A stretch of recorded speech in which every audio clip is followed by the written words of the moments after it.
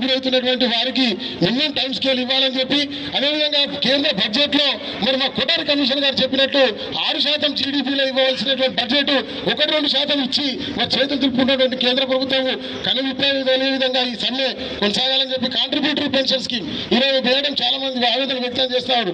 తప్పకుండా మరి కేంద్ర ప్రభుత్వం ఒత్తిడి తీసుకొచ్చి రాష్ట్ర ప్రభుత్వం మీద మరి సిపిఎస్ రద్దు చేసుకొని ఏపీఎస్ విధానం మరి పునరుద్ధరించే విధంగా మరి ఈ యొక్క జేఏసీ పనిచేస్తూ ఉంది.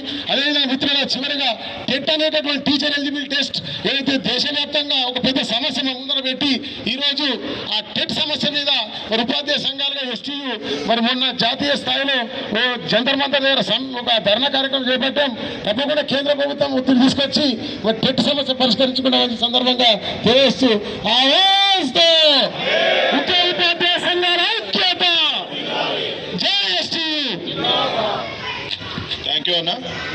మరి తెలంగాణ 4వ తరగతి పెన్షనర్ జేఏసీ అధ్యక్షుడు